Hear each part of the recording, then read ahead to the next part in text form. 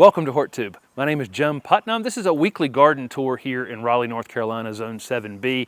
We're going to cover a little bit of the area out here by the street, which we're not completely and totally satisfied with. We have so many perennial things out here that when they go dormant in the winter, it gives a lot, it doesn't look that great.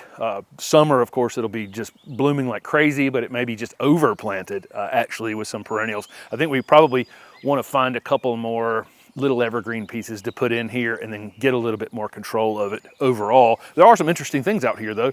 We have a few alliums that are just starting to bloom. There's one here called Ping Pong. It's got a narrower foliage than some of the other alliums out here in the garden.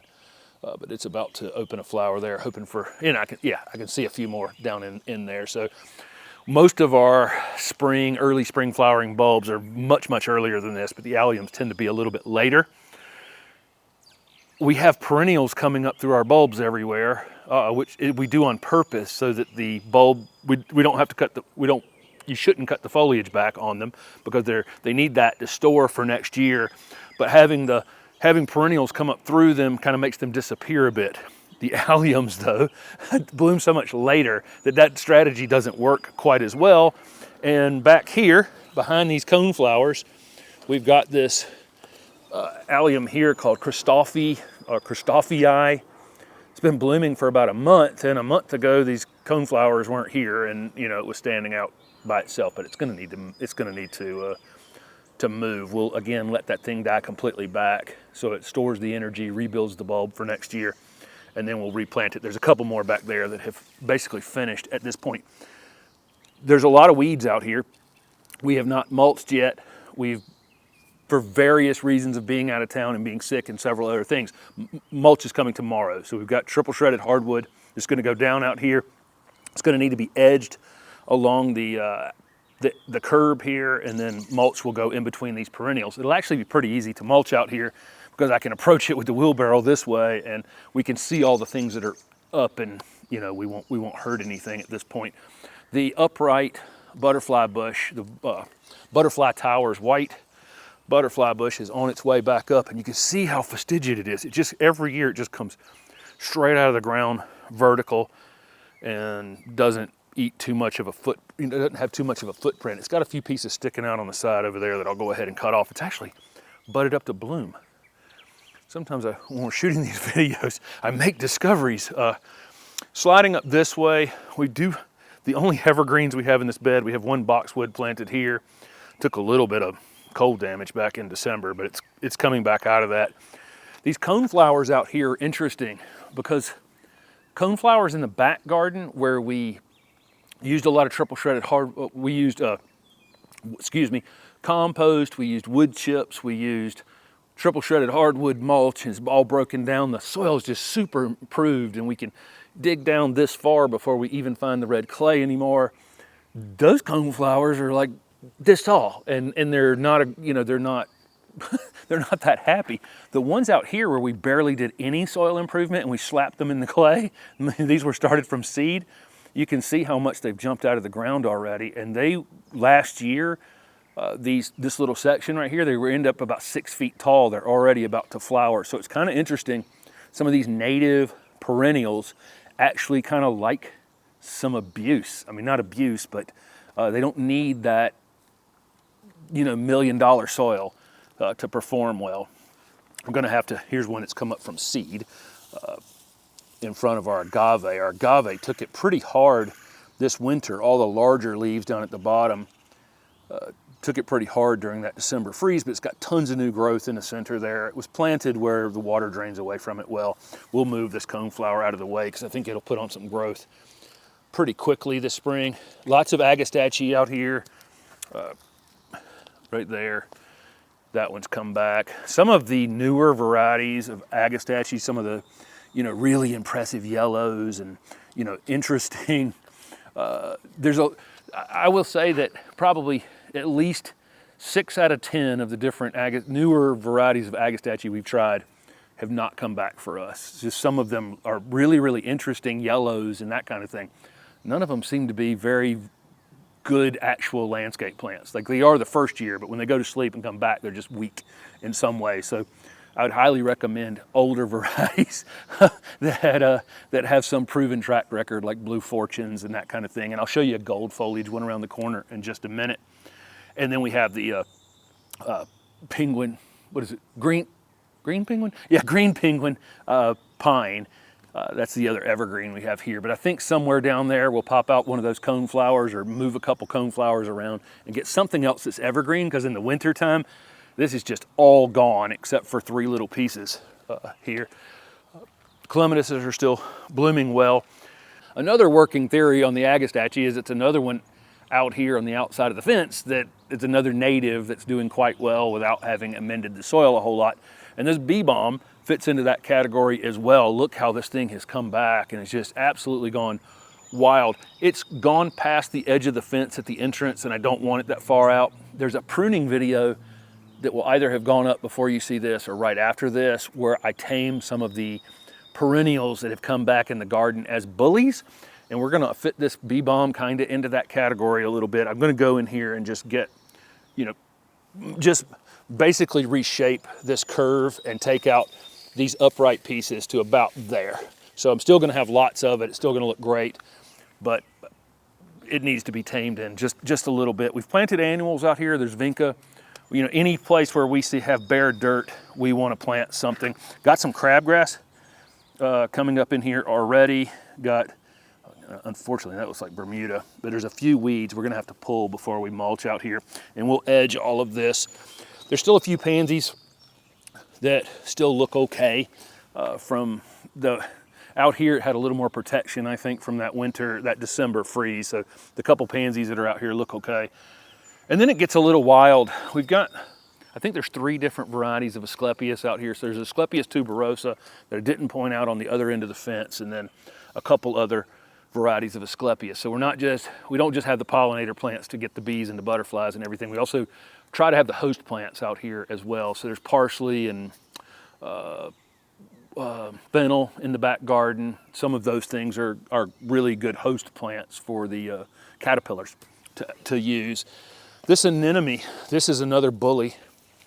So great looking plant, bloomed beautifully in the fall, but man, it comes back and just, it actually didn't go anywhere. It stays kind of semi-evergreen through the winter, but when it just goes absolutely wild. It's on the other side of the fence back there, so it needs to be cut back just a bit. A couple of Salvia nemorosa varieties. What's this one called? New Dimension Rose. I remembered that one. And then there's a Salvia sylvestris. This is May night salvia. These are some early blooming salvias. We have a lot of salvia varieties out here in the garden. They're so great plants for pollinators, but some of them come up out of the ground and just immediately flower, whereas others really need the nighttime temperatures to really warm up. So it'll be mid to late May before some of those bloom, but some of these get going pretty quickly. Native pollinators on them and honeybees as well. There's Liatris coming back right here, and then we're missing a couple of things back here. There's a salvia tagged back there that I don't see yet, so I'm thinking it's not coming back. That December freeze really crushed a few things. Now you look at this and go, wow, this is not the best looking space, is it? And so this is one of the few spaces in the garden. We have a few spaces in the garden we'd like to rework a little bit, and this is one of them. So we have lots of interesting things sitting here, but it's kind of a little bit of chaos at the same time. So when we get in here and mulch and pull a few weeds, we'll get that anemone, put back in its space a little bit, maybe move a couple of these coneflowers out of here, get a woody shrub, something that's evergreen, planted along here, and just make it slightly neater. I like the wild look. I like the look of a cottage garden, but this seems to have just basically no order. We've put a lot of things out here. There's not a lot of order. That's life. It'll still look good during the summer. There's gonna be tons of flowers, tons of pollinators, but I think a couple other little evergreen things along here will make it look a little more orderly. This Agastache comes back very vigorously for us every year. This one's called Golden Jubilee. Has really great pop of color there.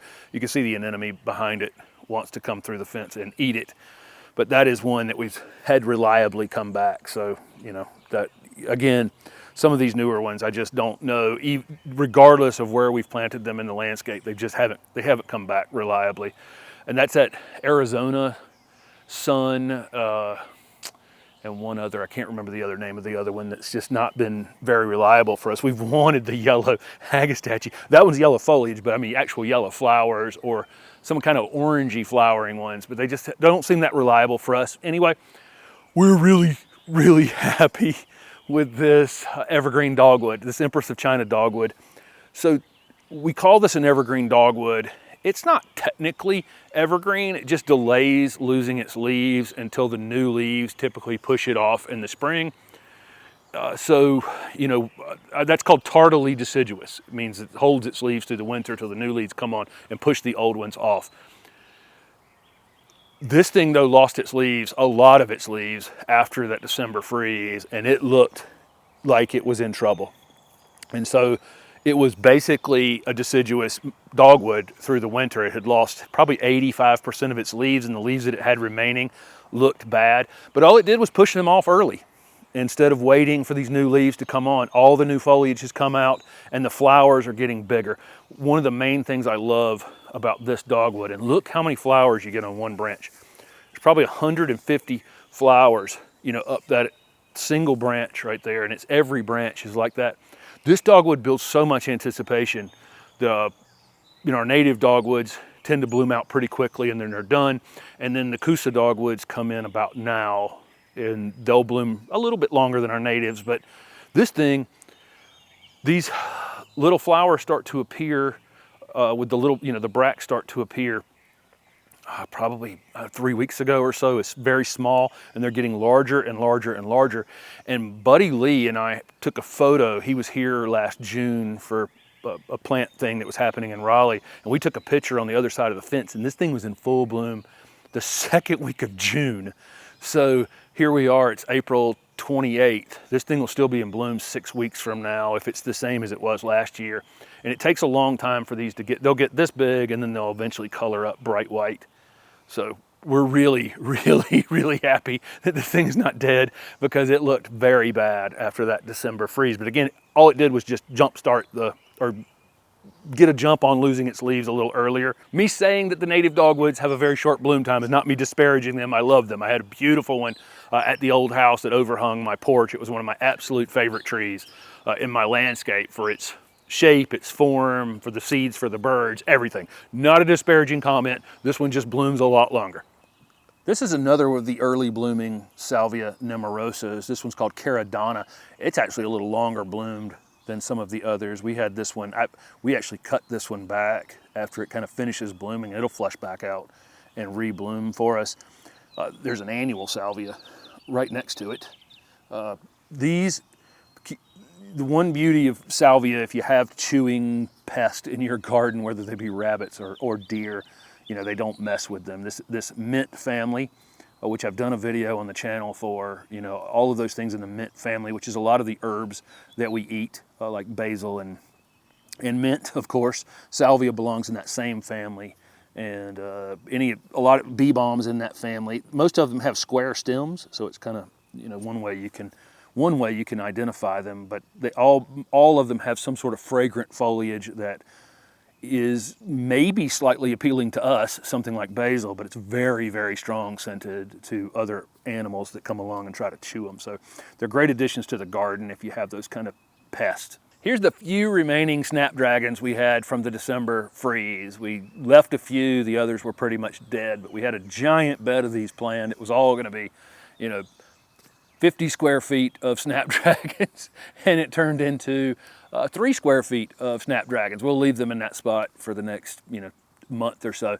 The other annuals, we put up a couple videos planting the annual borders around the lawn area in the front and the future patio in the back, but we didn't put up this video. We'll go through all of these when they put on a little bit of size.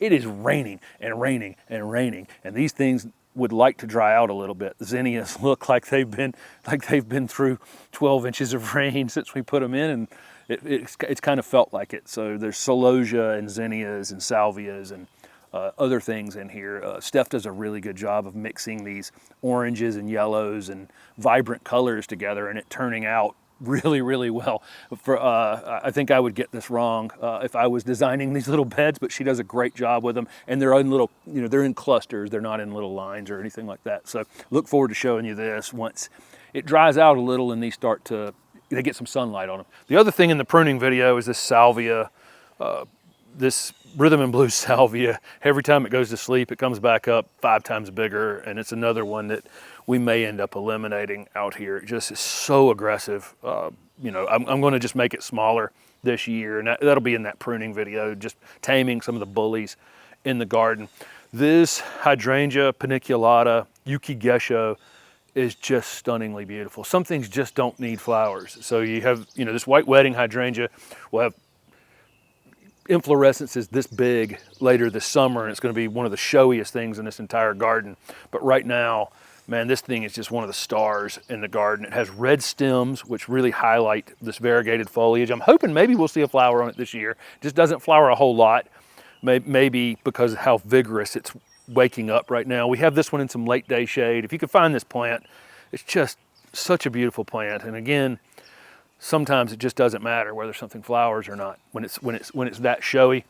The garden plants with Jim Putnam channel, I have a couple videos coming up pretty soon. We're doing a video on this golden Oakland holly, which this thing was this tall well, 2 seasons ago when we put it in, and then it was a little thin because it's in a little bit of shade back here. I really haven't pruned it. I haven't come back in here and pruned it at all. I love how narrow Oakland hollies are in comparison to like Nellie Stevens, which tends to grow a little more pyramidal, a little wider down at the base and requires some pruning. This thing is just super, super narrow without that.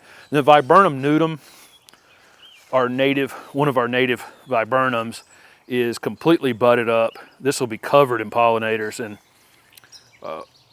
a week or so. None of the flowers have quite opened. Again, another tall, narrow piece in the garden. These will also have droops on them in the fall that the birds really, really love. So just a fantastic plant. We put a lot of tall, narrow things right through the middle of this bed so we could kind of block the view of what's behind it back here and make people kind of walk around the paths to discover the rest of the garden. That dream is finally filling in because these things were like this tall for 2 years and it didn't make any sense. And now this wall is starting to form finally with these narrow, upright things. Frequently, I'll shoot the Q&A video for Sundays where this weeping redbud and the Everillo carex are in the background and that lower pedalum over there. But I'm getting a lot of questions on what is this barberry, because a lot of people think this is maybe orange rocket, but orange rocket grows kind of tall and vertical. We've got one in a container on the other side of the garden. This is actually a new dwarf one called Lutin Rouge. Probably not a lot of availability on it. It's a Southern Living Plant Collection one. There might be a couple out there in the world at this point, but there'll be more in the future. This is another non-invasive barberry that you can see how it has that really super compact habit. Incredible color. The green down in the middle of it just makes that orange pop even more. But this one grows as a little bitty mound, whereas orange rocket grows a little more upright. So beautiful plant though, and I see why people keep asking me what it is. So it's rained like crazy out here. Everything is, including that barberry, holding up water. But our peonies, these were transplanted in a video a couple years ago, but lots of buds coming on them. It takes a while when you divide them and move them for them to really to fill back in, and they'll store enough energy finally this year with all this really great foliage to really come up next year and really be that year. It'll be put on a show. They're blooming pretty well this year, but this massive amount of foliage and again, will be lots of stored energy for next year. Another salvia we have blooming like crazy right now is Salvia officinalis, this is sage. So the herb, if you want to grow sage in your garden, it's very, very easy to grow. Blooms like mad, pollinators love it. The new leaves coming on it right here are what you would pick to use in your cooking right there. So, that part of the new growth where it's still clean, no insects have been on it or anything like that yet. So we frequently come out here and pick sage in the garden, along with, Steph will back up here, we have lots of other herbs out here as well. So the fennel, looking fantastic. The bronze fennel comes back every year. just bigger, better, fuller each year, and just it's such a beautiful landscape plant. You know, beyond the fact that you can eat it, and then of course the pollinators use it as well for you know, some of the caterpillars use it. This is sorrel, and some people will call this one red vein sorrel or bloody dock. They're actually two different species, but they're in the same genus, Rumex. But you know, two different looking things. We'll use this red vein sorrel in containers. Just looks fantastic with other, you know, shrubs or weeping things that come over a container. But great looking plant. It's got these really dark stems. They look great together, the two sorrels there. There's another sage just beyond that. And you know, there's parsley and thyme and oregano and all kinds of things planted along that border edge. We've got some catmint blooming back here behind our potatoes. So we've got the potatoes have been along the back fence back here, but we've transplanted our dahlias that were on that side of the garden back there. They're up about this much at this point, but it's taken away our spot for our potatoes. So didn't know where to put them. So here they are, looking fantastic in the bags. We've got the compost filled up all the way to the top, and got some flowers coming on them here. Some people say when you see the flowers on them that, you know, it's time to give them a little bit more fertilizer. So I did that this week. I gave them a little bit more organic fertilizer. Between the compost and the 2 little handfuls of organic fertilizer, which was just plant tone, I've given them. That's plenty. You can see how vigorous they are. They don't need any more than that. It's looking pretty good for potatoes so far. Last year, the heat really jumped up much quicker, and we had some temperatures already at this point in April that were up in the 80s, and we had a lot of them in early May, and that just shut these down super early. Looking out at the forecast for the next couple of weeks, it looks like nights in the upper 40s and days in the 70s. Perfect potato growing weather. So the longer we can keep this new growth coming on them, keeping them growing vigorous like that, the better potato harvest we're gonna have. But here in the southeast, you never know. It can shut it down really, really quickly. Again, behind that is that catmint. If you can see that back there, that's another thing, another one in that mint family that just absolutely, the rabbits won't eat it, the deer won't eat it, blooms like crazy. Pollinators love it. We do have the bags, the potato bags, up on 2 bricks. So they're sitting up on a couple bricks off the ground. Last year I had them sitting directly on the ground over here with some wood chips under them, and they had tons of slugs under them. It gave a hiding place for the slugs, so I've elevated them off the ground this year. Probably be easier to have the water be more uniform in the bag, because they were probably fairly wet down at the bottom sitting on the ground, but really dry up on the side. So this should dry the bag out evenly. You know, in my mind, that's what's going to happen. So hopefully that's what happens. So there you go. There's a few things that are looking pretty good after a lot of rain. We've really had a lot of rain. I don't complain about rain at all. I said this in another video. Do not complain about the rain. The reservoirs are full. I'm not going to have nobody telling us we can't water this summer. So excited about that. You know, you go into the summer with with all the water sources full is great. So I don't have to. You know, we had major water restrictions here 13, 14 years ago where, you know, we were in danger of Falls Lake and Jordan Lake, our 2 main reservoirs here, running out of water. So they're full. So that's great. Not complaining about it, but it has been hard to progress things in the garden here. So thank you guys very much for following along. What's starting to bloom in your garden?